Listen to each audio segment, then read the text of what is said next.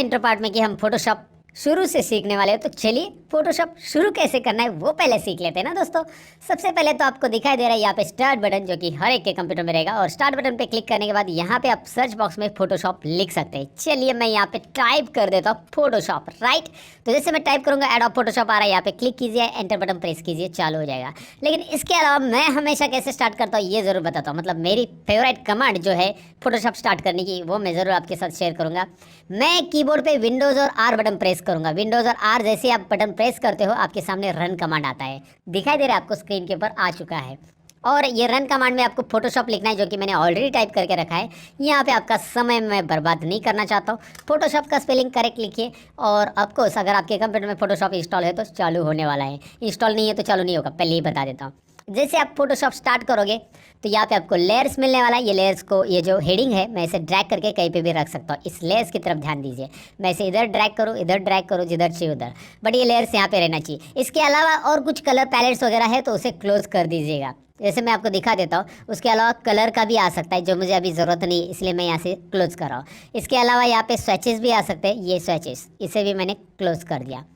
तो लेयर्स के अलावा जो भी बाकी पैलेट्स है उसे आप क्लोज कर दीजिएगा। और लेयर अगर क्लोज है तो उसे लाने के लिए आप विंडो में जाइए, विंडो खिड़की में चले जाना है, खिड़की में जाकर लेयर्स को लेके आइए। आई मीन विंडो मेनू में जाना है और लेयर्स पे क्लिक करना है ना, सिंपल। अगर आप वो नहीं करना चाहते तो कीबोर्ड से भी कर सकते हैं। देखिए मैं कीबोर्ड से F7 प्रेस कर रहा हूँ, show hide, show hide, show hide. वाह इंटरेस्टिंग है। तो कीबोर्ड पे F7 बटन से लेयर्स को आप हाइड और शो कर सकते हैं। अच्छा, यहाँ पे टूल्स दिखाई दे रहे हैं, ये टूल्स है, ये से टूल बॉक्स बोलिए या टूल्स बोलिए। आप विंडो में जाकर इसे टूल्स को हाइड कर सकते हैं। विंडो में टूल्स, विंडो में टूल्स, वाव, है ना इंटरेस्टिंग। लेकिन विंडोज में टूल्स जो है वो शो रखिएगा यहाँ पे। उसके बाद यहाँ पे आ रहा है ये ऊपर जो दिख रहा है ना, ये है option bar, auto select layer, show bounding box. ये ऑप्शन बार है, ये ओ बार नहीं जहाँ पे लोग बार बार जाते हैं। आप समझ गए होंगे कौन सा बार है, मुझे बताने की जरूरत नहीं, आप समझदार हो यार। फिलहाल ये ऑप्शन बार है और मैं इसे हाइड ऐसे कर सकता हूँ। और नहीं है यहाँ पे तो मैं विंडो में जाकर उसे लेके आ सकता हूँ। ओके, मैं उसे लेके आया हूँ यहाँ पे। अब मैं करूँगा क्या, यहाँ पे मैं आपको बता देता हूँ कि ये ऑप्शन बार होता क्या है। जैसे मैं कोई ऑप्शन मतलब टूल सेलेक्ट करता हूँ यहाँ से, तो उसके ऑप्शंस आपको दिखाई दे रहे, अलग अलग ऑप्शंस यहाँ पे आ रहे हैं, है ना, आपको दिखाई दे रहे, ऑप्शन चेंज हो रहे हैं। मूव टूल सेलेक्ट करूँगा तो मूव टूल से रिलेटेड, रेक्टेंगल मार्की टूल ये वाला टूल सेलेक्ट करूँगा तो यहाँ पे अलग ऑप्शंस आ रहे हैं। तो समझ में ऑप्शन टूल बार है क्या एग्जैक्टली। ओके, उसके बाद अब फोटोशॉप के इंट्रोडक्शन में थोड़ा सा आगे बढ़ते हैं। यहाँ पे मैं बताऊँ कि ये मेनूज़ है, file, edit, image, layer, select, filter, view, window, ये सब आपके मेनूज़ है। और इसमें से भी बहुत सारे ऑप्शंस हमारे काम के हैं जो हम आगे सीखने वाले हैं। यहाँ पे अभी तक मैंने कोई भी इमेज ओपन नहीं की है, तो इसलिए ये इस तरह से ग्रे दिख रहा है। अगर आप डबल क्लिक करते हो तो यहाँ पे इमेजेस फॉर फोटोशॉप डायरेक्टली आ रहा है, क्योंकि मैंने पहले से इमेजेस ओपन करके रखी थी इसीलिए। लेकिन अगर आपको इमेजेस चूज करनी तो आप अपने डेस्कटॉप या माई डॉक्यूमेंट जो भी लोकेशन पे वो इमेजेस ढूंढ के यहाँ पे उस फोल्डर को ओपन करके ऐसे इमेजेस देख सकते हैं। और इसे लाने के लिए, इस डायलॉग बॉक्स को लाने के लिए मैंने क्या किया था, डबल क्लिक किया था सिंपली। या फिर आप कंट्रोल ओ कीजिए, ये अलग तरीका है। या फिर आप फाइल में जाकर ओपन कर सकते हैं। ऐसे तीन तीन तरीके, फाइल में जाकर ओपन कीजिए, कंट्रोल ओ कीजिए, या डबल क्लिक कीजिए। जो आपको पसंद है वो कीजिए। मेरा फेवरेट है डबल क्लिक करना, तो मैं कर लेता हूँ। अब ये इमेजेस ऐसी दिखाई दे, ऐसा नहीं हो सकता है। कभी कभार आपको इमेजेस लिस्ट में दिखाई दे सकती है, कभी कभार आपको इमेजेस लार्ज आइकॉन में दिखाई दे सकती है। तो आपको जो भी चाहिए, मतलब मुझे लार्ज आइकॉन में चाहिए, तो यहाँ पे व्यू मेनू में जाकर मैंने ये लार्ज आइकॉन किया है, जो कि आपको दिखाई दे रहा है। व्यू मेनू करना ज़रूरी है, राइट। इमेजेस यहाँ पे आपको अच्छे से दिखनी चाहिए। और ये इमेजेस जो मैंने ली हैं यहाँ पे, ये प्रैक्टिस के लिए आपको डिस्क्रिप्शन में एक लिंक दूंगा, जहाँ पे डाउनलोड करके, मतलब एक जिप फोल्डर डाउनलोड होगा और ये इमेजेस पे आप प्रैक्टिस कर सकते हो। अब आप बोलोगे तो हम गूगल से भी ले सकते हैं, डेफिनेटली आप ये ले सकते हैं। लेकिन जो इफेक्ट मैं इस पर बताने वाला हूँ, तो शायद वही इमेजेस आपको गूगल पे मिले ना मिले, इसलिए जो इफेक्ट मैं बताने वाला हूँ उसके ऊपर ही आप एक्जैक्टली प्रैक्टिस करना चाहते हैं। आप चाहते कि यार ऐसा इफेक्ट हमारा हो जाए जैसे सर ने किया था, तो डेफिनेटली ये इमेजेस आपको हेल्प करेंगे, इसलिए डिस्क्रिप्शन में लिंक आपको मिल रही है। और फोटोशॉप का कंप्लीट डिटेल इस ट्यूटोरियल में मैं पढ़ाने वाला हूँ, तो मेरा काम बनता है कि आपको सारी चीज़ें मैं अवेलेबल करके दूँ, राइट। अब मैंने यहाँ पे सबसे पहले तो ये इमेजेस में ये वाली इमेज सेलेक्ट की है, ऐश्वर्या राय की। आप बोलोगे सर हमेशा ऐश्वर्या राय को क्यों लेते हो, क्योंकि फिलहाल जो इफेक्ट बताने मुझे, और वो आइज इफेक्ट है या लिप्स कलर चेंज करना है, बहुत सारी चीज़ें कर सकते हैं हम इसमें। हाँ, लिप्स कलर भी चेंज कर सकते हैं, ऐसा क्यों देख रहे हो मेरी तरफ, हम करने वाले हैं, करके दिखाएंगे हम प्रैक्टिकली, बिना लिप्स को छुए, आई मीन यहाँ पे हम सिलेक्शन टूल यूज़ करके लिप्स का कलर देने वाले हैं, आंखों का कलर देने वाले हैं, हम मेकअप भी करने वाले हैं, हम मेकअप मैन बनेंगे, हम आर्टिस्ट बनेंगे, सब कुछ बनेंगे। फोटोशॉप के अंदर बहुत सारी चीज़ें हम करने वाले हैं। काफ़ी इंटरेस्टिंग है, आपको जानने के लिए फोटोशॉप आगे बने रहिएगा। मैंने जैसे इमेज ओपन की, यहाँ पे आ चुकी है। इस इमेज को मैं टाइटल बार से खींच रहा हूँ। ये जो टाइटल बार है ना, बहुत काम की चीज़ है इमेज का।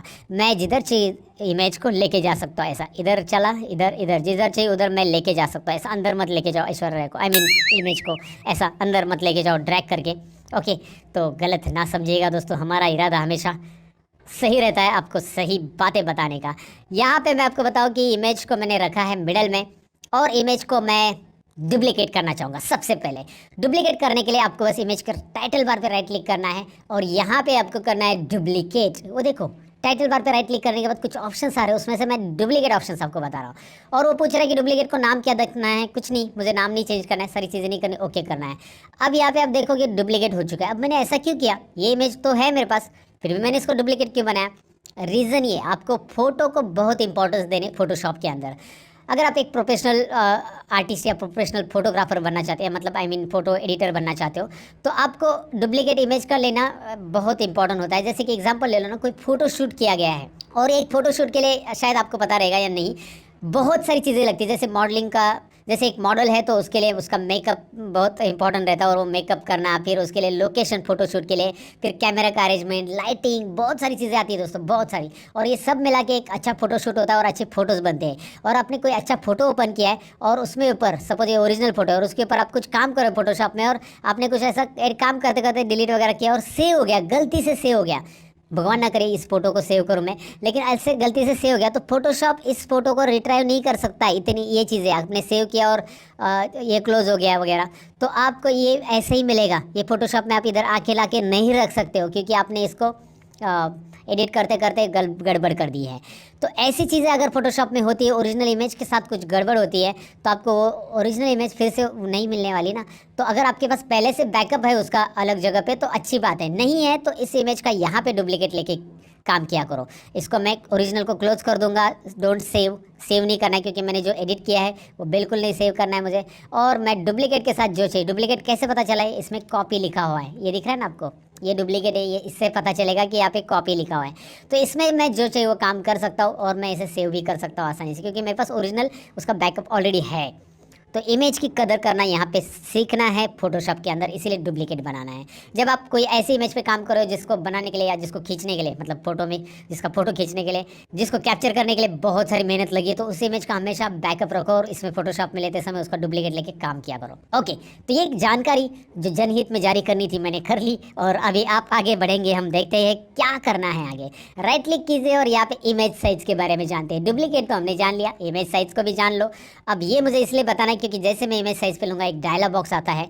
इस डायलॉग बॉक्स में आपको विड्थ, हाइट नजर आ रही है, वो पिक्सल्स में आ रही है, विड्थ और हाइट इंचेस में आ रही है, नीचे दिखाई दे रहा है document size. And constant proportion एक ऑप्शन है जो हमेशा चेक रहता है, लेकिन मैंने यहाँ पे अनचेक किया था, ये मैं चेक रखता हूँ, ये चेक रखा है मैंने। कंस्टेंट प्रोपोर्शन ऑप्शन दिख रहा है आपको, और मैंने क्या किया अभी, यहाँ पे मैंने विड्थ जो है 1024 पिक्सल वाला, मैं उसे 500 कर रहा हूँ, तो हाइट भी हो रहा है कम ऑटोमेटिक 375। जो हाइट यहाँ पे अलग था वो यहाँ पे 375 हो गया। और ओके करते अभी देखिए, इमेज की साइज़ कम हो गई, विड्थ मैंने कम की, हाइट ऑटोमेटिक कम हो गई प्रोपोर्शनल के साथ। मैं इसे अंडू करता हूँ, अंडू, कंट्रोल जेड। फोटोशॉप में अंडू करने के लिए कंट्रोल जेड है, लेकिन सिंगल अंडू के लिए कंट्रोल जेड है। और जब ज़्यादा अंडू करनी है ना दोस्तों, कंट्रोल जेड नहीं है, कंट्रोल अल्ट जेड है।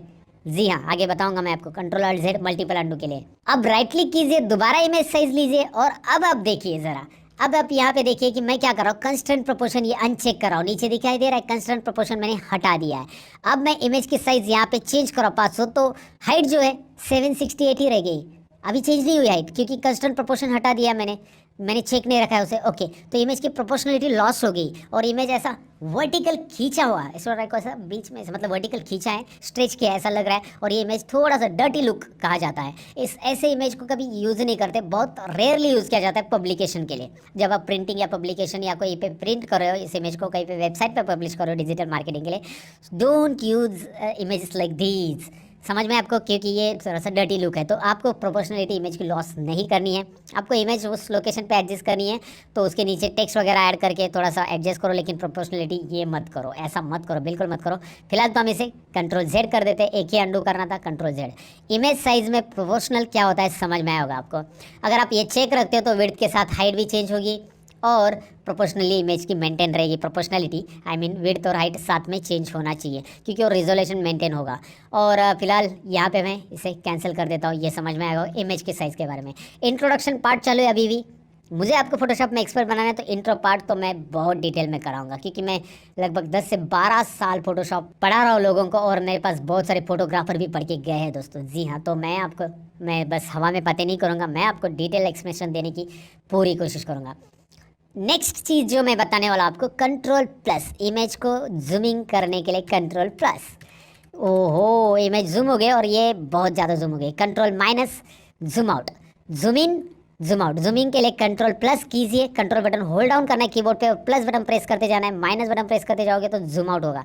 Ctrl0 कीजिए, fit on screen. Ctrl+ zoom in, look at here.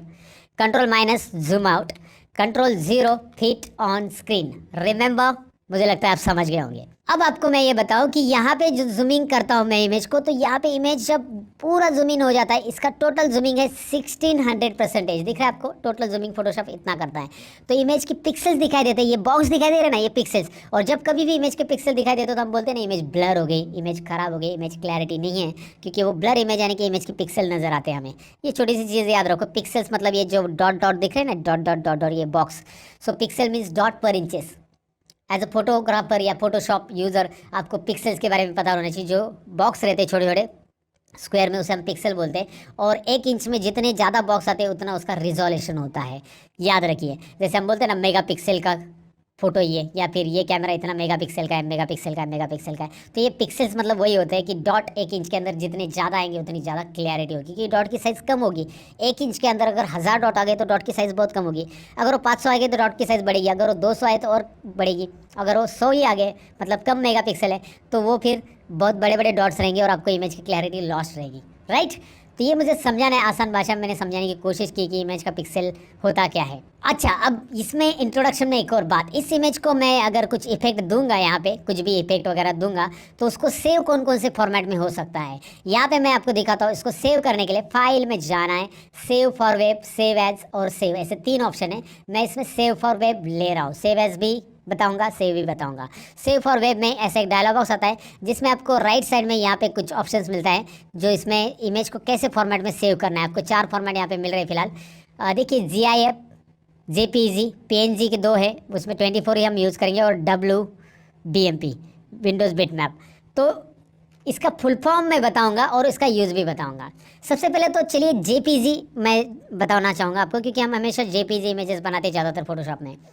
Joint photographic expert group, जब मैं इसे सेव करूंगा तो आपको दिखाऊंगा कि इसमें फ़र्क क्या होता है। और BMP और JPG लगभग सिमिलर रहते हैं, आप देखने से उसे पहचान नहीं सकते, उसका एक्सटेंशन देख के आप पहचान सकते हैं कि ये JPG या BMP है। लेकिन ज़्यादातर JPEG इमेजेस ही आपको गूगल पे मिलेगी, JPEG और JPG से बोला जाता है। और ये नॉर्मल इमेजेस आपको सभी JPG मिलती है। लेकिन GIF क्या होती है, जैसे कि आप किसी को व्हाट्सएप पे देखा होगा ना, आपने किसी ने कुछ भेजा आपको, जैसे एनिमेटेड टेक्स्ट आता है आई, फिर आता है लव, एनिमेट होके आता है, फिर उसके बाद आता है क्या आता है, माई इंडिया आता है। गलत ना समझिएगा, मुझे पता है आपने यू ही सोचा होगा सबने, लेकिन माई इंडिया आता है, आई लव और माई इंडिया, ये एनिमेटेड होके आता है टेक्स्ट। तो ये कैसे करना है ये फोटोशॉप में हम सीखेंगे। और उस इमेज को, पर्टिकुलर इमेज को GIF बोलते हैं, जिप इमेज या GIF मतलब graphic interchange format image. Graphic interchange होगा इमेज के अंदर, अंदर ही अंदर चेंज होगा, उसी को GIF इमेज बोलते हैं। ये फुल फॉर्म शायद आपको पता नहीं होगा। इस बात पे इस वीडियो को लाइक तो कीजिएगा दोस्तों, क्योंकि मैं जो चीज़ें बता रहा हूँ उसमें बहुत सारी डिटेल इन्फॉर्मेशन रखी गई है, और आपको लगता है ये अच्छा है तो लाइक किया कीजिए वीडियो को, मतलब एक ही बार लाइक करना है, बार बार नहीं। तो यहाँ पे दूसरा मैं आपको बताऊँ कि PNG फॉर्मेट है, फोटोग्राफिक नेटवर्क ग्रुप, इसका फुल फॉर्म होता है। और जो PNG फॉर्मेट की इमेजेस रहती है उसमें बैकग्राउंड नहीं रहता है, बैकग्राउंड लेस इमेजेस होती है, और उसे हम कहीं पे भी डायरेक्टली ड्रैग कर सकते हैं। ये काफ़ी इंटरेस्टिंग है, बहुत सारे लोगोज वगैरह PNG फॉर्मेट में रहते हैं। बहुत सारे सॉफ्टवेयर इंजीनियर्स को या वेब डेवलपर्स को या फिर डिजिटल मार्केटिंग करने वाले को PNG इमेजेस की बहुत ज़रूरत पड़ती है। तो एक फोटोग्राफ जो हमें बार बार यूज़ करना है उसे हम PNG बना के रखते हैं, और बाद में किधर भी ड्रैग करके उसे रख सकते हैं, ये भी हम देखने वाले हैं। और BMP तो मैंने आपको बताया JPG की तरह ही जनरली रहता है। तो ये 4 फॉर्मेट में इमेज सेव होती है, लेकिन फोटोशॉप की इमेज जो होती है, यहाँ पे मैं कैंसिल कर रहा हूँ, इसे सेव नहीं करूँगा, आगे बताऊँगा सेव। वो होती है, मैं इसे सेव नहीं करूँगा, सेव एज कर रहा हूँ आपको ये डायलॉग बॉक्स दिखाने के लिए, सेव एज का, क्योंकि सेव करूँगा तो ऑलरेडी उसी में सेव होगा जहाँ पे लोकेशन में इमेज ओपन है। तो इसलिए मैं क्या करूँगा, यहाँ पे इस डायलॉग बॉक्स में आपको दिखाऊंगा कि यहाँ पे फॉर्मेट आता है, और फोटोशॉप का जो नेटिव फॉर्मेट एक्सटेंशन रहता है वो है PSD। फोटोशॉप की इमेजेस हम PSD फॉर्मेट में सेव करते हैं। वो कैसे सेव होगी वो आगे देखेंगे इफेक्ट देने के बाद, और उसका साइज कितना आता है वो भी हम देखेंगे ज़रूर। अब ये तक कंप्लीट इंट्रोडक्शन फोटोशॉप का, लगभग 15 मिनट तो मैंने इसी में लिया, क्योंकि आपको फोटोशॉप समझना है तो भाई इंट्रोडक्शन तो समझना है। अब आपको इफेक्ट दिखाना शुरू करूँगा, एक एक टूल्स बताना शुरू करूँगा। चलिए,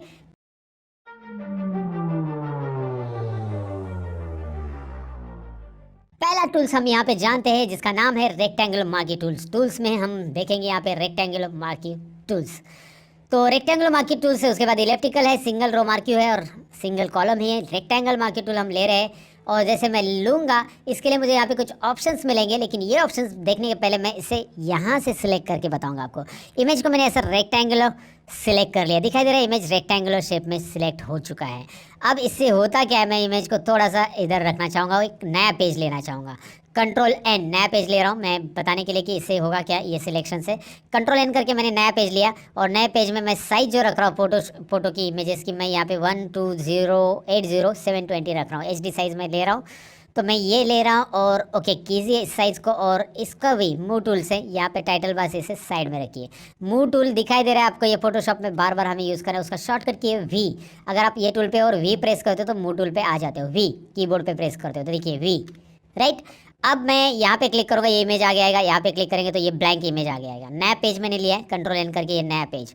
जब आप नया पेज लेते हो ना, एक बार और Ctrl+N करता हूँ, मैं यहाँ पे दिखाता हूँ, यहाँ पे RGB रखना है नीचे, साइज में RGB मतलब मोड में, कलर मोड में RGB रेड ग्रीन ब्लू रखना है, नहीं तो अगर अपने इसे ग्रे स्केल रखा ना तो ब्लैक एंड व्हाइट इमेज आएगी। तो इसे RGB रखो, फिलहाल इसे कैंसिल कर देते हैं, मेरा तो RGB है, ऊपर टाइटल में देख सकते हैं आप, यहाँ पे RGB आ चुका है। अब मैं इस इमेज को मूव टूल जैसे मैं लाऊंगा ना, इसके ऊपर देखो कैंची जैसा आ रहा है ना सिंबल, कैंची जैसा कट करके, कट वो, तो इसे मैं ड्रैग करूंगा, यहाँ पे नहीं छोड़ूंगा, ड्रैग करके डायरेक्ट इस इमेज पे छोड़ूंगा। वाओ इंटरेस्टिंग है ना, ये यहाँ पे भी रहेगा और यहाँ पे भी मूव होके आ रहा है, राइट, कट होके आ रहा है, आई मीन। तो आप इसे दूसरे तरीके से ले सकते हैं, एक तो Ctrl+C प्रेस कीजिए यहाँ पे, और Ctrl+V बटन प्रेस कीजिए। Ctrl+C यहाँ पे आकर Ctrl+V, कॉपी पेस्ट तो आपका आता ही होगा, राइट।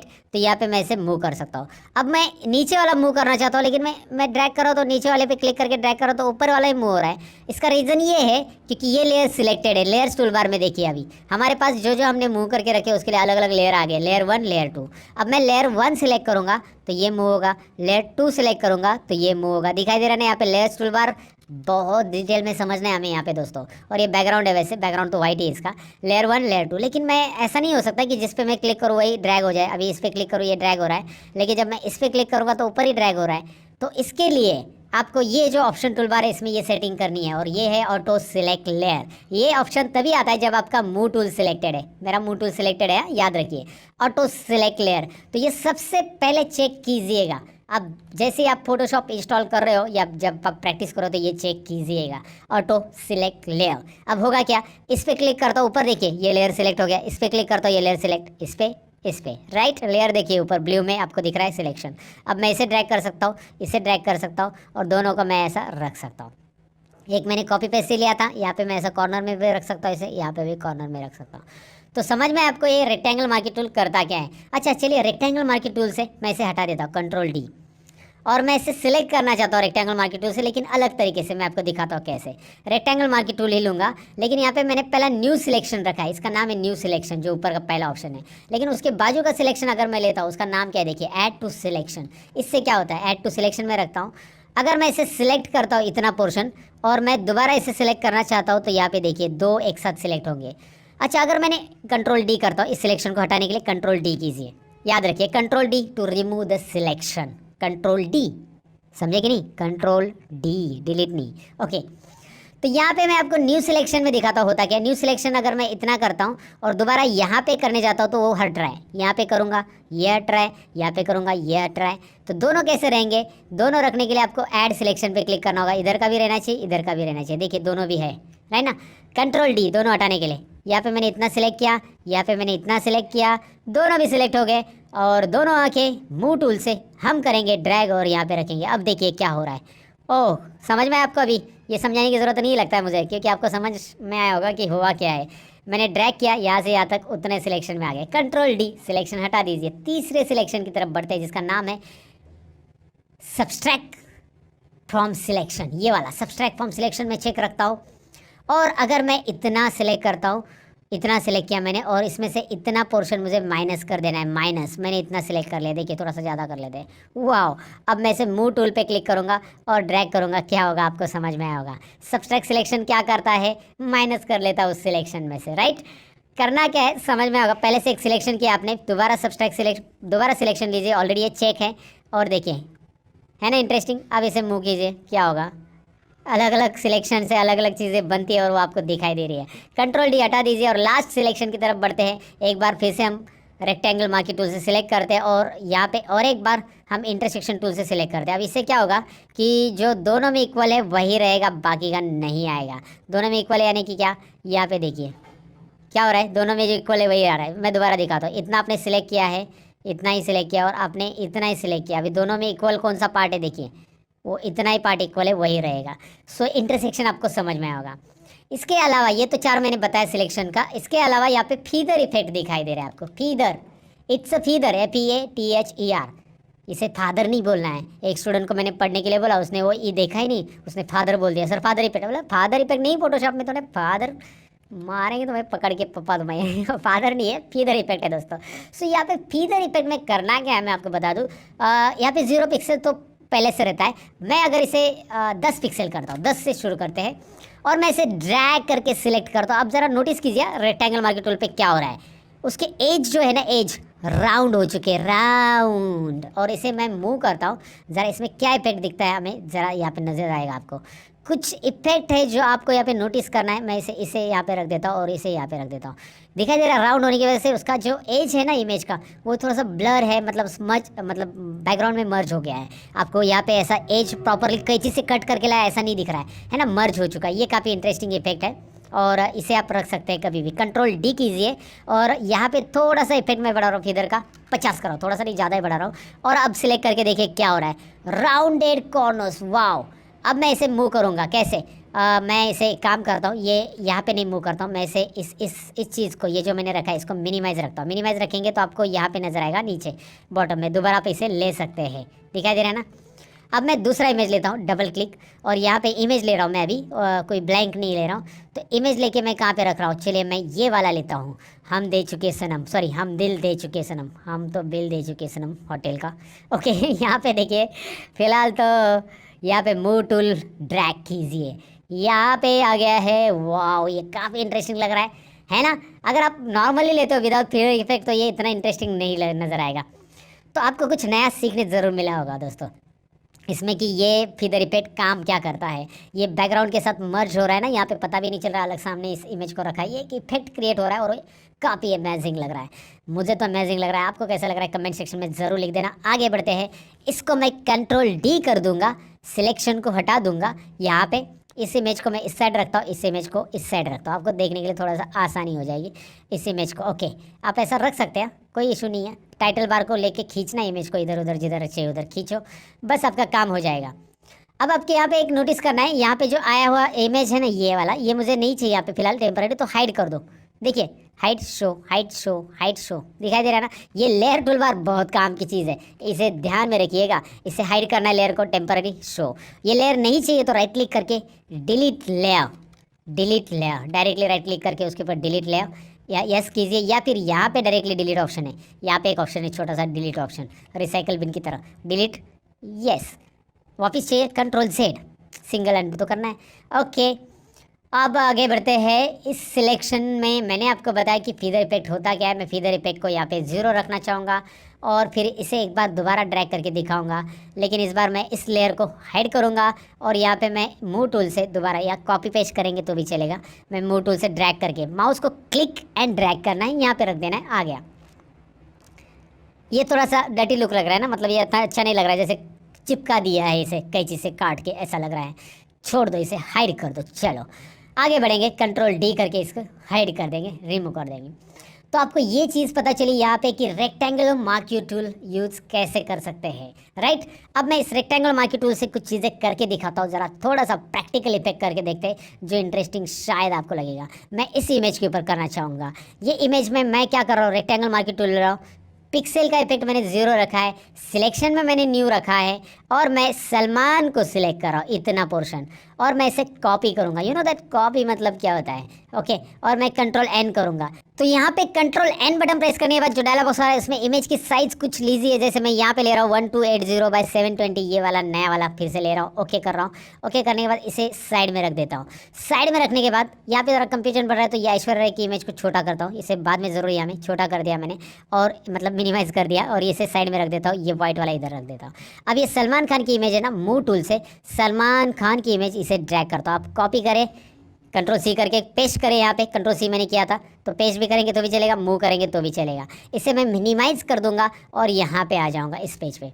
इस पेज में मैं कंट्रोल आर करूँगा तो मुझे रूलर दिखाई देगी, राइट। ऊपर रूलर दिखाई दे रही, कंट्रोल आर है ना। ये टेम्पररी रूलर शो करनी, हाइड करनी आप कर सकते हैं। इस इमेज को मैं ऐसे ड्रैग, ऐसे उठा के ऐसे कॉर्नर में लाके रखूँगा। यहाँ पे कुछ मैग्नेटिक इफेक्ट है जो कि आप कॉर्नर में लाते हैं ऑटोमेटिक वो खींच लेगा। देखो खींच रहा है, खींच रहा है। आपको ऐसा अंदर ढकलना नहीं, इमेज को अंदर नहीं लेके जाना है, और यहाँ पे भी ऐसा टच कर देना है। बस टच करोगे ऑटोमेटिकली टच हो जाएगा। अब आपको कंट्रोल टी बटन प्रेस करना है। जरा ध्यान दीजिए, कंट्रोल टी बटन होने के बाद, मतलब कंट्रोल टी बटन प्रेस करने के बाद यहाँ पे कुछ पॉइंट्स आ रहे हैं जिससे आप इमेज की साइज बढ़ा सकते हैं। मैं कंट्रोल टी हटाता हूँ, एंटर बटन। अब आप चाहते कि यार बिना कंट्रोल टी से आ नहीं सकते कि ये पॉइंट आ सकते हैं। यहाँ पे देखिए एक ऑप्शन है, यहाँ पे दिख रहा है शो बाउंडिंग बॉक्स, लेकिन ये मूव टूल बार सिलेक्ट है तभी ये आ जाता है।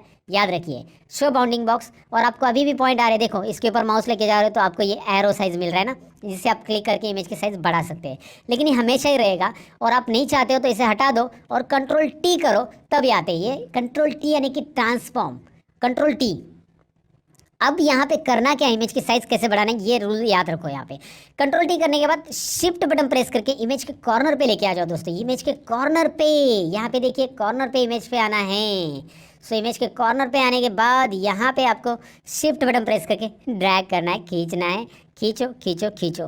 क्यों शिफ्ट बटन प्रेस करो, मैं शिफ्ट नहीं प्रेस करूँगा तो इमेज ऐसे हो जाएगा। ओ माय गॉड, ये ऐसे हो जाएगा, ये बहुत डर्टी लुक आएगा ना, इमेज की प्रोपोर्शनलिटी चली जाएगी। दोबारा मैं बताओ कि इमेज की विड्थ के साथ हाइट बढ़नी जरूरी है, तो शिफ्ट बटन प्रेस करो, वो ऑटोमेटिकली इस कॉर्नर से ही करना है, और ड्रैग करके नीचे लाके रख देना है। शिफ्ट बटन होल्ड डाउन करके माउस का बटन लेफ्ट बटन कॉर्नर पे क्लिक करके ड्रैग कीजिए, और फिर ये कंट्रोल टी के पॉइंट्स हटाने के लिए एंटर कीजिए। कंट्रोल टी के पॉइंट्स हट जाएंगे। साइज कैसे बढ़ाना है प्रोपोर्शनली डेफिनेटली आपको समझा होगा। Control T shift button corner पे ड्रैग कीजिए। अब इस इमेज के साथ मैं क्या करूँगा, इसका डुप्लीकेट बनाना चाहता हूँ। तो डुप्लीकेट कैसे बनाऊंगा, यहाँ पे लेयर दिखाई दे रहा है आपको राइट साइड में, लेयर टूलबार, जो कि मैंने स्टार्टिंग में बता दिया है, इसका बहुत रोल है हमारा। तो इसके ऊपर राइट क्लिक करके हम इसे डुप्लीकेट लेयर कर सकते हैं। देखिए डुप्लीकेट लेयर है ना, डुप्लीकेट लेयर कीजिए ना डुप्लीकेट फिर, और इसका नाम वगैरह देने की जरूरत नहीं, वैसे जो नाम आ रहा है वो रहने दे दो, और ओके करो। लेयर 1 का कॉपी आ रहा है, आने दो। हम इसे ड्रैग करके देखते हैं क्या हो रहा है। देखिए एक और डुप्लीकेट आ रहा है, बस उसके ऊपर क्लिक एंड ड्रैग करके रखिए। यहाँ पे देखो लेयर आ गया, और ये लेयर यहाँ पे रख दिया, ऐसे टच करके रख देना, राइट। डुप्लीकेट करने का और एक तरीका है, मैं आपको दिखाता हूँ कैसे करना है। ये डुप्लीकेट समझ में होगा, राइट क्लिक कीजिए, इसे डिलीट कीजिए, नहीं चाहिए इस लेयर को। डुप्लीकेट करने का दूसरा तरीका बता रहा हूँ। मेरे पास एक ही लेयर है, मैं करूँगा अल्ट बटन इस इमेज के ऊपर और ड्रैग करूँगा। लेकिन याद रखिए कि जब मैं अल्ट और ड्रैग कर रहा हूँ तो ऑटो सिलेक्ट लेयर ज़रूरी है। यहाँ पे ये ऑप्शन चेक रहना चाहिए, राइट। तो ऑलरेडी वो चेक है मेरा ऑप्शन, ऑटो सिलेक्ट लेयर। तो अल्ट और ड्रैग करके डायरेक्टली डुप्लीकेट हो रहा है ना, इंटरेस्टिंग है ना, डायरेक्ट डुप्लीकेट करने का ऑप्शन। आप यहाँ पे राइट क्लिक करने से अच्छा है कि अल्ट और ड्रैग कीजिए, वो तो अच्छा है ना, ईजी है। अब इसे मैं करना क्या चाहता हूँ, एडिट में जाके मैं ट्रांसफॉर्म करूँगा। ट्रांसफॉर्म में फ्लिप हॉरिजॉन्टल, एडिट मेनू, transform option, flip horizontal option. मिला मुझे तो मिल गया, आपको भी मिल जाएगा। और क्या हो गया, oh my God, Salman Khan ये क्या कर रहा है, आप समझ गए ये क्या आ रहा है इमेज का, राइट। तो इमेज को मैंने बस मिरर इफेक्ट दे दिया है, और ऐश्वर्या राय को गायब करके बस सलमान हाथों को मतलब चूम रहा है, किसके पता नहीं, वो दिखाई नहीं दे रहा है। सो वैसे ही इनके लाइफ में से ऐश्वर्या राय गायब हो गई है। मैं बस मजाक के तौर पे बता रहा हूँ, इसे पर्सनली ना ले। अगर सलमान खान इस वीडियो को देख रहा है तो, वैसे सलमान खान क्यों देखेगा भाई मैं बस जोक कर रहा हूँ। लेकिन इस वीडियो में जितनी भी घटनाएं मैं बताऊंगा वो सब काल्पनिक रहेगी। हाँ, ये ट्यूटोरियल वास्तविक है, लेकिन जो मैं मजाक करूंगा, जो करूंगा वो काल्पनिक रहेगा, उसका वास्तविक जीवन से कोई भी संबंध नहीं रहेगा। बस आपको थोड़ा सा इंटरटेनिंग वे से पढ़ाने की मेरी कोशिश है, इसीलिए ये चीज़ें मैं बता रहा हूँ। ओके दोस्तों, इसे पर्सनली ना ले। अगर किसी का सलमान खान बहुत फेवरेट है और कोई अपने सलमान खान को आइकॉन मान रहा है, तो मैं उसकी भावनाओं को दुखी नहीं करना चाहता हूँ। यार मैंने ज़्यादा ही कुछ बोल दिया, लेकिन ठीक है, ये बोलना ज़रूरी था। और यहाँ पे फिलहाल तो मैं बताऊँ आपको कि ये जो आ गया है